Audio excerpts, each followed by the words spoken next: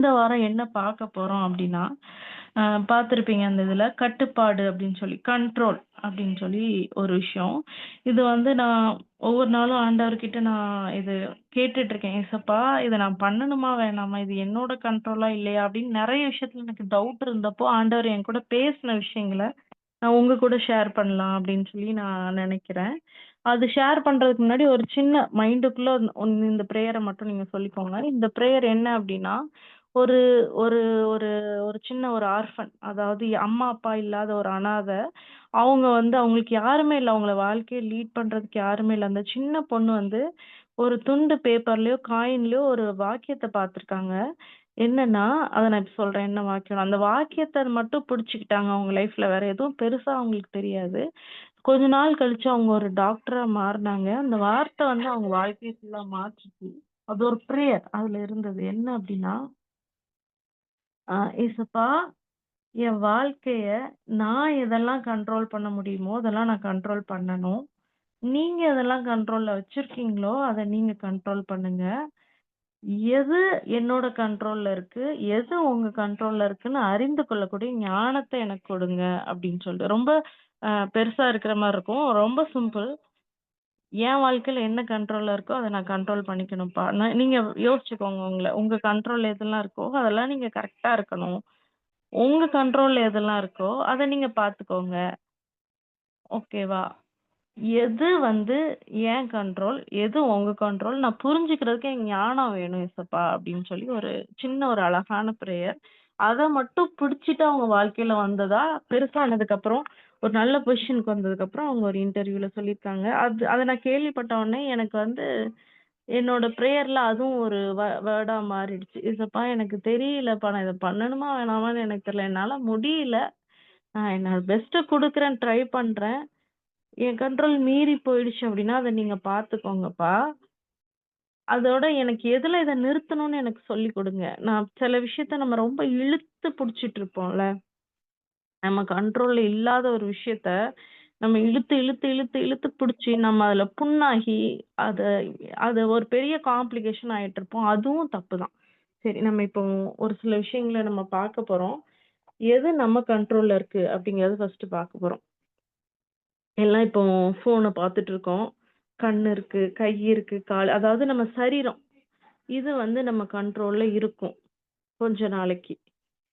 பைபிள்லே சொல்லியிருக்கு, "உனக்கு வயசாகுறப்போ இன்னொரு மனுஷன் வந்து உன் எடைய கட்டுவான்." அந்த மாதிரி ஒரு கண்ட்ரோல் இல்லாத ஒரு ஸ்டேஜுக்கும் நம்ம போலாம். சில வியாதிகள் வந்து நம்ம கண்ட்ரோல்ல இருக்கிறதில்ல. இப்போ ஏதோ ஒரு ஹார்ட் அட்டாக் வந்துருச்சுன்னு வைங்களேன், அது நம்ம கண்ட்ரோல்ல நான் நான் என் கண்ட்ரோல் பண்ணிக்குவேன் அப்படின்னு சொல்லிட்டு நம்ம அப்படியே இருக்க முடியுமா? இல்ல. உடனே நம்ம ஹாஸ்பிட்டல் போணும். அதுக்கு ட்ரீட்மெண்ட் குடுக்கணும். ஸோ சில விஷயங்கள் நம்ம உடம்புல நம்ம கண்ட்ரோல்ல இருக்காது. ஆனா, ஹார்ட் அட்டாக் வராம நம்மளால முடிஞ்ச அளவுக்கு நம்ம தடுக்க முடியும். அது நம்ம கண்ட்ரோல்ல இருக்கு. இப்போ நெறைய வியாதி வருது. புதுசு புதுசா வருது. என்னெல்லாமோ சொல்றாங்க. நம்ம முந்தின தலைமுறைகள் பாத்திராத வியாதிகள்லாம் நமக்கு இருக்கு. ஏன் அப்டின்னா, போன நம்ம 90ஸ் கிட்ஸ்லலாம் பார்த்தீங்கன்னா, இந்த பிசிஓஎஸ்ன்னு கேர்ல்ஸ்க்கு வந்துச்சு. சுகர் நெறைய பேருக்கு சுகர். நம்ம அம்மா, அப்பாவுக்குலாம் நெறைய பேருக்கு சுகர். நம்மளே வந்து ப்ரீ டயபெட்டிக்ஸ்ன்னு சொல்றாங்க. அதாவது சுகர் வந்துரும் 40 வயசுல அப்டின்னு சொல்லி சொல்றாங்க நம்ம ஜெனரேஷன்ல எல்லாரையும். ஸோ இப்டி ஒரு சூழ்நிலையில நம்ம வாழ்றோம். இப்பவும் கூட நமக்கு உடல் உழைப்புன்றது கம்மியாயிடுச்சு. ஃபோனு, சிஸ்டம் பார்த்துட்டு இருக்கோம். அப்படிதான் ஆயிடுச்சு. நம்ம லைஃப் ஸ்டைலே அப்படிதான் ஆயிடுச்சு. ஆ நெறைய கொரோனா வந்துச்சு. இது மாரி எவ்வளவோ சேஞ்சஸ். ஆனா, நம்மளோட கண்ட்ரோல்ல சில விஷயங்கள ஆண்டவர் வைக்கணும் அப்படின்னு சொல்லி விரும்புறாரு. இப்ப நான் டெய்லியும் வந்து நான் இதெல்லாம் தான் சாப்பிடுவேன். நைட்டு 11 மணிக்கு தான் நான் சாப்பிடுவேன். நான் ஃபோன பார்ப்பேன். நான் தூங்க மாட்டேன். இப்படிலாம் பண்ணுவேன். எனக்கு ஃபேட்டி லிவர் வந்து அடுத்து ஹார்ட் ப்ராப்ளம் வருது அப்படின்னு வச்சுக்கோங்களேன். அது யாரோட தப்பு? அதுக்கப்புறம் ஆண்டவர்கிட்ட போய், "இப்படி ஆயிடுச்சு ஏசப்பா" அப்படின்னு சொல்லி நம்ம ஜெபம் பண்ணோம் அப்படின்னா, அவரோட நிலைமைய யோசிச்சு பாருங்களேன், ஆண்டவரோட நிலைமைய. "அட இப்படி இருக்கானே என் பிள்ளை" அப்படின்னு சொல்லி ரொம்ப வருத்தப்படுவாரு. நம்ம வாழ்க்கைக்கு ஆண்டவர் வச்சிருந்த பர்ப்பஸ் நிறைவேறாம போயிரும். நம்ம நெறைய வருஷம் ஹெல்த்தியா இருக்கணும். இங்க இருக்கிறவங்களுக்காகவும் சொல்றேன். இதுக்கப்புறம் கேட்கிறவங்களுக்காகவும் சொல்றேன். நம்மளோட சரீரம் வந்து இந்த உலகத்துல வாழணும் அப்படின்னா, நம்ம அடுத்த விஷயங்கள யோசிக்கணும். ஊழியம் செய்யணும். இப்ப நான் Zoomல பேசணும்னா, அடுத்து நம்ம பிள்ளைங்கள பார்க்கணும், மற்றவங்களுக்கு உதவியா இருக்கணும். ஆண்டவர் நமக்காக வச்சிருக்க பர்ப்பஸ நிறைவேற்றணும்னா, நம்ம சரீரம் வந்து ஸ்ட்ராங்கா இருக்கணும். அதுக்கேத்த மாரி நம்ம இருக்கணும் அப்டின்னா, நம்மளோட கண்ட்ரோல் சில விஷயத்துல தேவைப்படுது அதுல. No means no.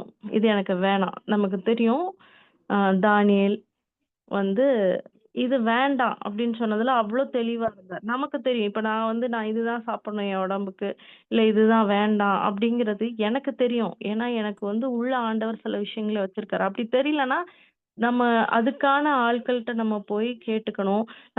நமக்கே தெரியும்ல. இப்போ நைட்டு ஃபுல்லா தூங்காம இருந்தோம் அப்டின்னா, அடுத்த நாள் நமக்கு கஷ்டமா இருக்கிறப்போ, "இல்ல இது எனக்கு வேண்டாம்." அப்படின்னு சொல்லி சில விஷயங்கள நம்ம கண்ட்ரோல் பண்ணிக்கணும். அதே மாதிரி நம்ம வீட்லயும் நம்ம கண்ட்ரோல்ல இருக்கிற விஷயங்கள் என்ன அப்டின்னா, நம்மள சுத்தி இருக்க இடம். நம்ம வீடு, நம்ம வீட்ல இருக்கிறவங்களுக்கு ஹெல்தியான ஃபுட்டா குடுக்குறதா இருக்கட்டும், நம்ம வீட்ட கிளீனா வச்சிருக்கிறதா இருக்கட்டும், நம்மளோட வேலையா இருக்கட்டும், நம்மளோட பார்ட்ட நம்ம கரெக்ட்டா பண்ணணும் நம்ம வேலையில. ஆ இதுல என்னோட வேலைய நான் ஸ்டார்ட் பண்ணும்போது நான் ஆண்டவருக்கு பண்ற ஒரு ஜெபம் என்ன அப்டின்னா, ஆ ஏசப்பா நான் வந்து இத மனுஷனுக்குன்னு செய்யல. நீங்க தான் என்னோட பாஸ். ஸோ இன்னைக்கு நான் என்ன சேலரி எனக்கு தராங்களோ, அதுக்கு நான் வேலை செஞ்சிரணும்ப்பா. அப்படின்னு சொல்லி நான் நெனைப்பேன். அதுக்கு வந்து அவுட்புட் வராட்டியும் சரி, என்னோட மேனேஜர்ட்ட திட்டு வாங்குனாலும் சரி, அதெல்லாம் என்னோட கண்ட்ரோல் கிடையாது.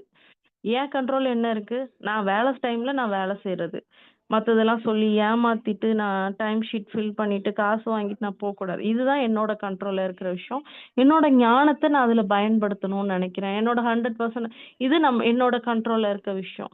இதுக்கு மீறின விஷயம் என்ன அப்டின்னா, நமக்கு சேலரி வர்றது, அப்ரைசல்னா இந்த பண அதாவது வருஷம் வருஷம் வந்து காசு கூட்டி குடுப்பாங்க. சம்பள உயர்வு. அது வந்து என்னோட கண்ட்ரோல் கிடையாது. அது ஆண்டவர் மேல இருந்து பைபிள் சொல்லியிருக்கிறது, "பரத்துல இருந்து வராட்டி கீழ ஒண்ணும் வராது." அப்படி நன்மையான எந்த ஈவும், பூர்ணமான எந்த வரமும் ஜோதிகளின் பிதாவிடத்திலிருந்து வரும்ன்னு சொல்லி சொல்லுது. ஸோ அது என்னோட கண்ட்ரோல் கிடையாது. என் கண்ட்ரோல் நான் நல்லா பண்ணிட்டேன்ப்பா. நான் நல்லா வேலை செஞ்சுட்டேன்ப்பா இந்த வாரம் ஃபுல்லா. இப்போ ஃப்ரைடே ஆயிடுச்சு. என்னோட பெஸ்ட்ட நான் குடுத்துட்டேன்ப்பா. நான் எதுவுமே ஏமாத்தல. அவ்வளோதான். என்னோட இது முடிஞ்சிருச்சு அப்படின்னு சொல்லி நம்ம இருக்கிறப்ப, மத்தத அவர் பார்த்துக்குவாரு. அத பத்தி நம்ம ரொம்ப ஒரி பண்ணிக்க தேவையில்ல. அ இந்த விஷயத்துல நம்ம கரெக்ட்டா இருந்தோம்னா, நம்ம வாழ்க்கையில நெறைய போராட்டங்கள நம்ம வந்து தாண்டிர்லாம். நெறைய தேவையில்லாத விஷயங்கள் தான் நம்ம இருதயத்த வந்து ஆக்குபை பண்ணிட்டு இருக்கு. நான் எக்ஸாம்பிள் சொல்லணும் அப்டின்னா, நம்ம வாழ்க்கையே வந்து நெறைய மத்தவங்க கண்ட்ரோல்ல தான் இருக்கு. இவங்க இப்படி சொல்லிருவாங்களோ, அவங்க இப்படி பண்ணிருவாங்களோ, உங்களோட காலிங் வேறங்க. அது எப்படி அவங்களுக்கு தெரியும்ல? ஒரு அந்த விலையேற பெற்ற தைலத்த உடைச்சு ஆண்டவரோட பாதத்துல ஊத்துனாங்க அந்த ஸ்திரீ. அந்த ஸ்திரீய பார்த்து எல்லாரும் அவ்ளோ பேச்சு பேசுனாங்க. "இதெல்லாம் நீ தரித்திரத்துக்கு குடுத்துருக்கலாம்ல, நீ இத பண்ணியிருக்கலாம்ல, இத போய் பண்ணிட்டு இருக்க." அப்படின்னு சொல்லி என்னெல்லாமோ அவங்க சீஷர்களே பேசுனாங்க. ஆண்டவரோட பிள்ளைங்களே பேசுனாங்க. ஆனா அவங்களுக்கு அந்த ஸ்திரீக்கு தெரியும், நம்மளோட காலிங் இதுதான். எனக்கு ஆண்டவர் இத சொல்லியிருக்காரு. நான் இத கஷ்டப்பட்டு சம்பாதிச்ச இத நான் உடைச்சு ஆண்டவரோட சமூகத்துல ஒரு அர்ப்பணிப்பா நான் ஊத்துறேன் அப்படின்னு சொல்லி. ஆண்டவர் அத அது ஆண்டவருக்கும் அவளுக்கும் ஒரு சிங்க் இருந்துச்சு. ஆண்டவர் சொல்ட்டாரு, "என்னோட மரணத்த முன்னாடியே வந்து இந்த ஸ்திரீ வந்து இதுக்காக நீ உள்ள நுழையிறப்ப கால் கழுவுறதுக்கு எதுவும் குடுக்கல. ஆனா இந்த ஸ்திரீ இப்படி பண்ணா" அப்படின்னு சொல்லி. ஆண்டவருக்கு தேவையானத கரெக்ட்டா பண்ணாங்க. சோ அவங்க லைஃப்ல மத்தவங்க கண்ட்ரோல் வரல.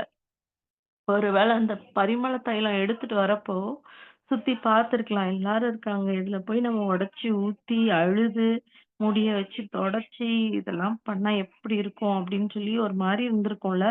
ஒருவேள சீஷர்கள் வந்து அத உடைக்க போறப்ப சொல்லியிருக்கலாம். "என்ன பண்ற நீ? லூசா நீ? போ நீ அத வித்து தரித்திரருக்கு குடு" அப்படின்னு சொல்றப்ப, அப்படியே அவ ஓடி போயிருக்கலாம். அவ வந்து இது என்னோட லைஃபு, என்னோட லைஃபோட பர்ப்பஸ். நான் இதுல மத்தவங்க என்ன பார்க்குறாங்கன்னோ, மத்தவங்க இதெல்லாம் பண்றாங்க, இதெல்லாம் சொல்றாங்கன்னோ, நான் வந்து டீவியேட் ஆக மாட்டேன். நான் இந்த ஃபோக்கஸ்ல இருந்து நான் மாற மாட்டேன். அப்படின்னு சொல்லிட்டு அவங்க வேலைய கரெக்ட்டா பண்ணி, அவங்க வாழ்க்கையோட பர்ப்பஸ அவங்க நடத்துனாங்க. நம்ம ஒவ்வொருத்தருக்கும் ஒவ்வொரு வாக்குத்தத்தம் இருக்கும், ஒரு காலிங் இருக்கும். நமக்கு தெரியும். இதுதான் நம்மளோட ஊழியம் அப்படிங்கிறது. ஒருவேள உங்களுக்கு தெரியல அப்படின்னா, ஆண்டவர்ட்ட சரண்டர் ஆயிருங்க. "ஏசப்பா எனக்கு சொல்லி தாங்கப்பா." எனக்கு இதுல சந்தோஷம் இல்ல. நான் இப்ப பண்ணிட்டு இருக்க விஷயத்துல எனக்கு சுத்தமா சந்தோஷம் இல்ல. என் வாழ்க்கைக்கு, என் பர்ப்பஸ்க்கு நான் பொறந்ததுக்கு நீங்க என்ன பர்ப்பஸ் வச்சிருக்கீங்க? எனக்கு சொல்லிக் குடுங்க அப்படின்னு சொல்லி கேட்டோம் அப்படின்னா, அழகா ஆண்டவர் உணர்த்துவாரு. அப்படி உணர்வின் மூலமா நீங்க பெற்றுக்கொண்ட ஊழியத்த நீங்க விட்றாதீங்க. யாருக்காகவும் விட்றாதீங்க. ஒரு பைசாக்கு பிரயோஜனம் இல்லன்னு சொல்லுவாங்க. ஜெஃப்ரி முன்னாடி சொல்லியிருக்காங்க என்ட்ட.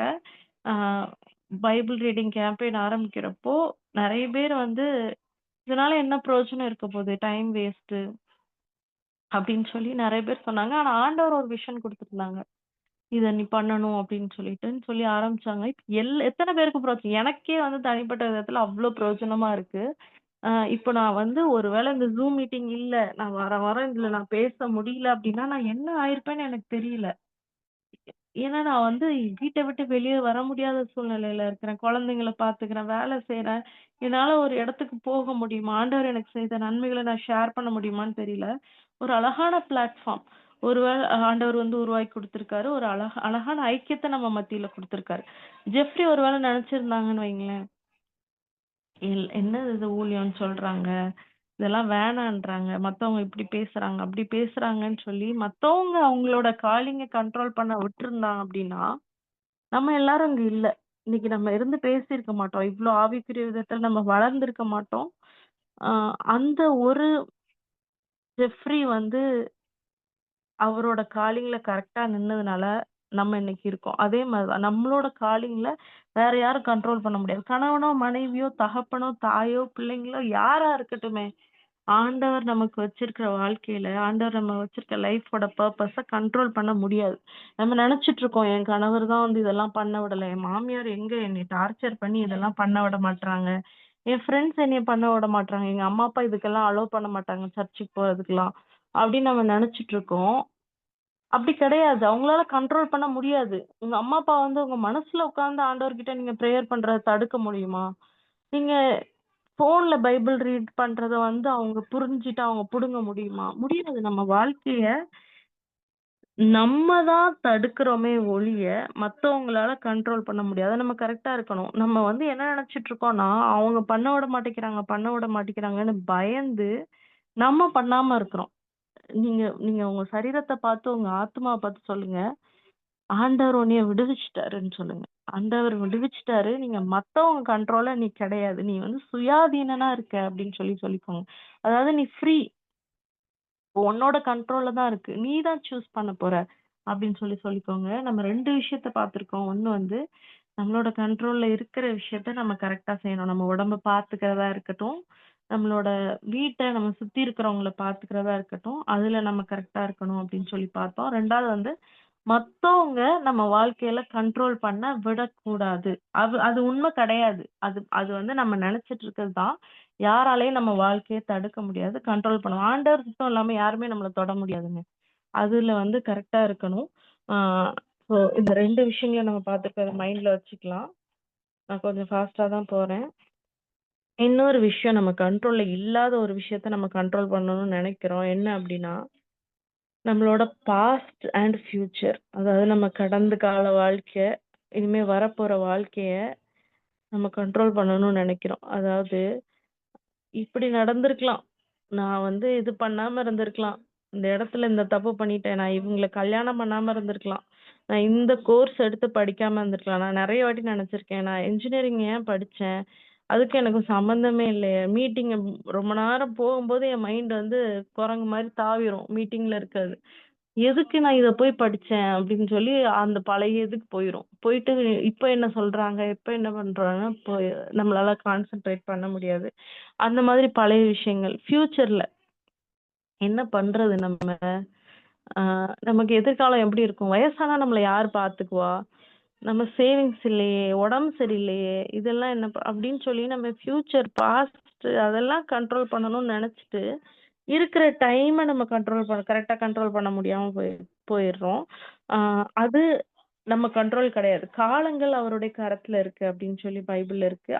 அவர்கிட்ட இருக்குதுங்க. நாளைய தினம்னா அது நமக்கு இப்போ இன்னைக்கு எத்தனாம் தேதி? இன்னைக்கு வந்து செப்டம்பர் ஆ சாரி நைன் மறந்துட்டேன் நானு. 19 19th. தேங்க்ஸ்மா. ஸோ செப்டம்பர் 20த் என்ன நடக்கும்னு நமக்கு தெரியாது. செப்டம்பர் 20த் வந்து கவலைப்படுவோம். ஐய்யயோ! ஜெனிதா வருவாளே!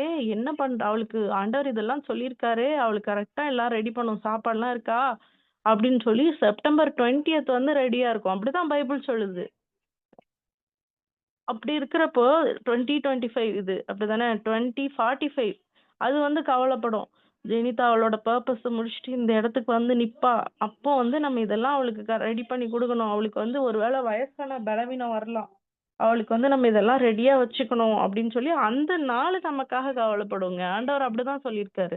அப்படி இருக்கும்போது நம்ம ஏன் அத குறித்து கவலைப்படணும்? நம்ம பிள்ளைங்களுக்கு தேவையான ஆசீர்வாதம், நம்ம பிள்ளைங்களுக்கு தேவையான ஹஸ்பண்ட், ஒய்ஃப் எல்லாமே ரெடியா ஆண்டவர் வச்சிருப்பாரு. ஸோ இந்த இன் இன் நாளைய தினம் நம்ம கண்ட்ரோல்ல கிடையாது. அத நெனச்சு நம்ம இந்த தினத்தோட கண்ட்ரோல்ல நம்ம விட்டுர்றோம். நம்ம இந்த டைம நம்ம வேஸ்ட் பண்ணிட்டு இருக்கோம். ஸோ அது நம்ம கண்ட்ரோல்ல கிடையாது. அதே மாரி அது நான் ஏற்கனவே பேசிட்டேன். மத்தவங்களோட ஒப்பீனியன், மத்தவங்களோட ஆக்ஷன்ஸு இப்போ யாராவது உங்கள கொடுமைப்படுத்துனாங்க, யாராவது உங்கள கஷ்டப்படுத்துறாங்க, ஏதோ ஒண்ணு பண்றாங்கன்னா, அவங்கள நீங்க கண்ட்ரோல் பண்ண முடியுமா? நிஜமா முடியாது. அவங்களோட மனச போய் நீங்க கண்ட்ரோல் பண்ண முடியாது. ஆனா இன்னொன்னு, நம்ம வந்து நம்ம காது நம்ம கண்ட்ரோல்ல இருக்கு. சவுல் வந்து காது கேளாதவன் போல் இருந்தான் அப்படின்னு சொல்லி பைபிள்ல ஒரு வசனம் சொல்லி கேட்காத மாரி போயிருவானாம். சீமேயும் வந்து தாவீத தூஷிச்சான். மைண்ட்ல எடுத்துக்கல. சரி விடு ஆண்டவர் வந்து இப்படிதான் பேசணும்னு சொல்லியிருக்காரு போல அவனுக்கு அப்படின்னு சொல்லிட்டு அவ்ளோ அழகா மெச்சூரா ஹேண்டில் பண்ணுவாங்க அந்த சிச்சுவேஷன. அதே மாரி நம்ம வேலை செய்யற இடத்துலயோ, இல்ல எங்கேயோ யாராவது ஒருத்தர் அவங்கள போய் நம்ம கண்ட்ரோல் பண்ண முடியாது. அவங்க வாய நம்ம பிளாஸ்டர் போட்டு ஒட்டிட்டு வர முடியுமா? உங்க அம்மாவையோ, அப்பாவையோ, மேனேஜரையோ வாயில ஒட்டி விட்டு உங்க ஹஸ்பண்டையோ யாரையோ ஒருத்தர் கையெல்லாம் கட்டி போட்டு வர முடியுமா? எவ்வளவு நாள் வச்சிருக்க முடியும்? இல்லல்ல. ஆனா நம்ம காத நம்ம நம்ம சிந்தை நம்ம கண்ட்ரோல்ல இருக்குல்ல. இக்னோர் அப்படின்னு சொல்லிருங்க. அந்த மாரி விஷயத்துக்குலாம் உங்க மைண்டுக்கு நீங்க சொல்லிருங்க. இதெல்லாம் உனக்கு தேவையில்ல இக்னோர். இப்போ ஒருத்தங்க ஒரு விஷயத்த பத்தி பேசுறாங்க அப்படின்னா, அத நினைச்சு நம்ம 2 மணி நேரம் ஃபீல் பண்றோம் அப்படின்னா, இந்த 2 மணி நேரம் மட்டும் கிடையாது. அந்த 2 மணி நேரம் நம்ம வேஸ்ட் கிடையாது. நம்ம ஃபீல் பண்றதுனால அந்த உடம்புல இருக்கிற எவ்ளோ விஷயங்கள் வேஸ்ட் ஆகுது. நான் ஏற்கனவே இத சொல்லியிருக்கேன்னு நெனைக்கிறேன். செயின் ஸ்மோக்கரோட செயின் ஃபீல் பண்றவங்களுக்கு பாதிப்பு அதிகம். அதாவது கன்டினியூஸா புகைப்பிடிக்கிறவங்கள நம்மலாம் பாவிகள் அப்படின்னு சொல்லி ஒதுக்கிருவோம்ல. அத விட கன்டினியூஸா ஃபீல் பண்ணுவாங்கல்ல, அவங்க அத விட மோசமான பாவிகளாம். நம்ம உடம்பு அத விட மோசமான அளவுல டேமேஜ் ஆகுது அப்படின்னு சொல்லி ஆராய்ச்சியில கண்டுபிடிச்சிருக்காங்க. நான் வந்து எல்லா விஷயத்துக்கும் நான் அழுகுறதையோ, இதையோ நிறுத்திட்டேன் நான். 10 நிமிஷம் அப்பாடா! இது இந்த பிரச்சனை. 10 நிமிஷம். இதுக்கு மேல இதுக்கு ஒர்த் கிடையாது. என் உடம்ப வந்து நான் வந்து நொறுக்கி இந்த விஷயத்துக்காக நான் ஃபீல் பண்ற அளவுக்கு இந்த விஷயம் ஒர்த் கிடையாது. அது மாறிடும். அதுக்காக நான் ஏன் ஆண்டவரோட ஆலயமாகிய என்னோட சரீரத்த நான் வேஸ்ட் பண்ணணும் அப்படின்னு சொல்லி நான் சில விஷயங்கள நான் முன்னே எடுத்து வைக்கிறப்போ, நெறைய மாற்றங்கள் ஆண்டவர் எனக்கு உடம்புல செய்ய ஆரம்பிச்சாரு. ரொம்ப மோசமான நிலைமையில இருந்தேன். எனக்கு வந்து ஹோப்பே இல்லாம ஆயிடுச்சு. ஆ இது இவ்வளவுதான் நம்ம முன்னாடி மாரிலாம் நம்ம இருக்க முடியாது. நமக்கு அந்த பலன்லாம் வராது அப்படின்னு சொல்லி ஒரு ஒரு 2 வருஷமா எனக்கு டைபாய்டு வந்துட்டே இருந்துச்சு திரும்பி திரும்பி. அப்போ டாக்டர் சொல்ட்டாங்க, "இதுக்கப்புறம் இன்னொரு வாட்டி வந்துச்சுன்னா, நீங்க வந்து வயசானவங்க மாதிரி ஆயிடுவீங்க. பலவீனமாயிருவீங்க எப்பவுமே. நிக்க முடியாது, நடக்க முடியாது. அந்த மாரி ஆயிடுவீங்க." அப்படின்னு சொல்லி சொன்னாங்க. அப்போ அவங்க சொன்னதுக்கு அப்புறமும் எனக்கு வந்துச்சு. அது வந்து முடிக்கும்போது 2வது பேபி நான் கன்சீவ் ஆயிருந்தேன். ஆ அதுக்கப்புறம் 2வது பேபி சி செக்ஷன். பார்த்துக்கிறதுக்கு சரியான சப்போர்ட் சிஸ்டம் இல்ல. ஆ 2 பேரையும் பார்க்கணும், வேலைய பார்க்கணும் அப்டின்ட்டு அந்த பிபிடின்னு சொல்லுவாங்க. Post partum depression. அதுல நான் இருந்தேன். என் உடம்பு சரியில்லாம போச்சு. ஆர்ஏ அதாவது ரொமட்டாய்டு ஆர்த்ரைட்டிஸ் அதாவது முட்டில வாதம் மாரி வந்து என்னால என்னால நிக்கவே முடியாம போயிடுச்சு. பிசிஓஎஸ் இருக்கிற எல்லாத்தையும் என் உடம்புல வந்து ஆட் பண்ணிட்டே இருந்துச்சு. ஒரு ஒரு கரெக்ட்டான ஒரு ஆண்டவர் வந்து ஒரு ஒரு சின்ன ஒரு சஜஷன் எனக்கு குடுத்தாரு. ஒரு ஹாஸ்பிட்டலுக்கு போறதுக்கு ஹெல்ப் பண்ணாங்க. அங்க எனக்கு ஒண்ணுமே ட்ரீட்மெண்ட் பண்ணலங்க. 7 நாள் நான் அட்மிட் ஆயிருந்தேன் அந்த ஹாஸ்பிட்டல்ல. என்ன பண்ணாங்கன்னா, 8 மணிக்கு நான் தூங்கிருவேன். ட்ரிப்ஸ் அதெல்லாம் கிடையாது. மருந்து வந்து நாட்டு மருந்து, சாப்பாடு ஹெல்தியான சாப்பாடு. 8 மணிக்கு நான் தூங்கிருவேன் நைட்டு. காலையில 5 மணிக்கு எந்திரிச்சுருவேன். எந்திரிச்சு பிரேயர்லாம் முடிச்சுட்டு அது எக்சர்சைஸ் எல்லாம் கொஞ்சம் சொல்லிக் குடுப்பாங்க. அப்புறம் வாக்கிங், அப்புறம் டைமுக்கு சாப்பாடு. நான் வந்து ஃபோன நெறைய நான் பார்க்கக்கூடாதுன்னு முடிவு எடுத்துட்டேன். எனக்கு என்னென்ன தோணுதோ அதெல்லாம் எழுத ஆரம்பிச்சேன். அது அந்த ஹாஸ்பிட்டல் போட்டு டேசி ஹாஸ்பிட்டல் அப்படின்னு சொல்லி ஒரு டைரி என்கிட்ட இப்ப இருக்கு. ஸோ ஒரு 7 நாள் தான். அதுக்கப்புறம் நான் வீட்டுக்கு வந்துட்டேன். என்னால எல்லாத்தையும் ஃபாலோ பண்ண முடியல. சில விஷயங்கள மட்டும் கண்டிப்பா நான் இத ஃபாலோ பண்ணணும் அப்படின்னு சொல்லி நெனச்சேன். ஆ தூக்கத்த கெடுக்காம இருக்கிறது, ஸ்ட்ரெஸ் ஆகாம இருக்கிறது, அந்த மாரி ஒவ்வொரு சில விஷயங்கள்லாம் பண்ணேன். அடுத்து 1 மாசத்துல எனக்கு ரிப்போர்ட் எடுத்தாங்க. எல்லாமே நார்மல். ஆர்ஏ வந்து டாக்டர் சொன்னாங்க 15 வருஷம் ட்ரீட்மெண்ட் எடுத்துக்கணும் நீங்க ஆர்ஏக்கு. அப்பதான் உங்களுக்கு நெகட்டிவ் ஆகும் அப்டின்னா, அடுத்த 1 மாசத்துல எனக்கு நெகட்டிவ்னு வந்தோனே டாக்டர் சொன்னாங்க, உங்களுக்கு வந்து நோயே இல்லங்க. நோயா இருந்தா இவ்வளோ சீக்கிரம் சரியாகாது. ஸ்ட்ரெஸ்ஸுனால உங்க உடம்புல இருக்க ஹார்மோன்லாம் எப்படி ரியாக்ட் ஆகுன்னு தெரியாம, அங்கங்க போய் என்னென்ன பிரச்சனை பண்ண முடியுமோ பண்ணி வச்சிருக்குது. இதே வந்து கொஞ்ச நாள் இருந்தா ஹார்ட் ப்ராப்ளமா மாறியிருக்கும் உங்களுக்கு அப்படின்னு சொல்லி சொன்னாங்க. அப்பதான் நான் புரிஞ்சுக்கிட்டேன். ச்சே! இவ்ளோ மோசமா உடம்ப நம்ம கெடுத்து வச்சிருக்கோம். நம்ம எப்படி ஆண்டவர் நம்ம வாழ்க்கையில வச்சிருக்க பர்ப்பஸ நம்ம எப்படி ஃபுல்ஃபில் பண்ண போறோம்? இல்ல. இது வேண்டாம். இந்த ஃபுட் எனக்கு வேண்டாம். இத்தன மணிக்கு மேல எனக்கு ஃபுட் வேணாம். அப்படின்ற சில விஷயங்கள நான் கட்டுப்பாடு தானியல் மாதிரி கட்டுப்பாடா இருக்கும்போது, நெறைய மாற்றங்கள் என் உடம்புல வந்து ஆண்டவர் செய்தாரு. இன்னைக்கு நான் உங்ககிட்ட நான் தைரியமா பேசுறேன் அப்படின்னா, உங்கள நீங்க கண்ட்ரோல் பண்ணணும்னு நான் பேசுறேன் அப்படின்னா, நான் அத எக்ஸ்பீரியன்ஸ் பண்ணியிருக்கேன். அதுக்காக தான் ஆண்டவர் எனக்கு இந்த நாட்கள குடுத்துருக்காரு. நம்ம இப்ப என்ன பார்த்துட்டு இருக்கோம் அப்படின்னா, நம்மளோட சிந்தைகள் எல்லாமே நம்மளோட கண்ட்ரோல்ல இருக்கு. மத்தவங்க நம்ம கண்ட்ரோல்ல கிடையாது. அத நெனச்சு நம்ம நம்ம வொரி பண்ணிக்க தேவையில்ல. அதெல்லாம் ஆண்டவர்ட்ட ஒப்படைச்சிடலாம். இதெல்லாம் என்னால முடியாதுப்பா. இவங்க என்ன இப்படி பேசுறாங்க. நீங்க பார்த்துக்கோங்க. உங்க ஆண்டவர் கண்ட்ரோல்ல தான் எல்லாம் இருக்கு. அத நம்ம நம்புறோம்ல. இந்த உலகத்தையே வார்த்தையால படைச்சவர் அவரு. ஒவ்வொரு உயிரினங்களையும் ப்ரொவைட் பண்றவர் அவர் தான். ஸோ அவர் கண்ட்ரோல்ல இருக்கு. அதனால அத நம்ம விட்டுறலாம். இன்னொன்னு நம்ம டைம் நம்ம கண்ட்ரோல்ல இருக்கு. நம்மளோட எனர்ஜிய நம்ம எதுல ஸ்பெண்ட் பண்றோம்? நம்ம டைம நம்ம எதுல ஸ்பெண்ட் பண்றோம்ன்றது நம்ம கையில இருக்கு. அ இப்போ ரொம்ப நம்ம அடிக்ட் ஆயிட்டோம் நெறைய பேர்ல. ஒரு ரீல்ஸ் பார்க்க ஆரம்பிச்சோம் அப்டின்னா 2 மணி நேரம், 3 மணி நேரம் போயிருது. அ அதுக்கப்புறம் தான் நமக்கு உணர்வு வருது. ஸோ அந்த மாரி விஷயங்கள்ல, இல்ல இது என்னோட கண்ட்ரோல்ல இருக்கு. ஸ்டாப் அப்டின்னு சொல்லி ஹார்ட் ஸ்டாப். இல்ல எனக்கு வேண்டாம். இதுக்கு மேல நான் இத பண்ண மாட்டேன். இத நான் பார்க்க மாட்டேன். எனக்கு என்ன தேவையோ, ஆண்டவர் என்ன வச்சிருக்காரோ, என் வாழ்க்கைய முன்னேற்றத்துக்கு நான் என்ன பண்ண முடியுமோ, அத நான் பண்ணுவேன் அப்டின்னு சொல்லி, நம்ம அதோட கண்ட்ரோல்ல இருக்கணும். அதே மாரி நம்ம கட்டுப்பாட்டுல கொண்டு வரணும். இது வந்து ரொம்ப முக்கியமான ஒரு விஷயம். நெறைய டைம்ல நம்மளால முடியாத ஒரு விஷயம். ஆனா, இது வந்து ரொம்ப ரொம்ப மெயினான ஒரு விஷயம். நம்ம நாவ வந்து நம்ம கண்ட்ரோல்ல இருக்கணும். நெறைய விஷயங்கள் நான் ப்ரிப்பேர் பண்ணியிருந்தேன். ஆனா, நேரம் இல்லாதனால நான் லாஸ்ட் பாயிண்ட்க்கு நான் வந்துர்றேன். அ ஒரே ஒரு வசனம் படிப்போம். ரோமர் 7:19ல ஆதலால் நான் விரும்புகிற நன்மையை செய்யாமல் விரும்பாத தீமையை செய்கிறேன் அப்படின்னு சொல்லி பவுல் சொல்றார். பவுலே இப்படி சொல்றாரு இல்ல. நான் இது பண்ணணும்னு நினைக்கிறேன். ஆனா இது என்னோட கண்ட்ரோல்ல இல்ல என் லைஃப். நான் பண்ணணும்னு நினைக்கிறேன். ஆனா நான் பண்ண மாட்டேங்கிறேன். எது பண்ணக்கூடாதுன்னு இருக்கோ நான் அததான் பண்ணிட்டு இருக்கேன். இவ்வளவு நேரம் ஜெபம் பண்ணணும்னு நினைக்கிறேன். ஆனா நான் அத பண்ண முடியல.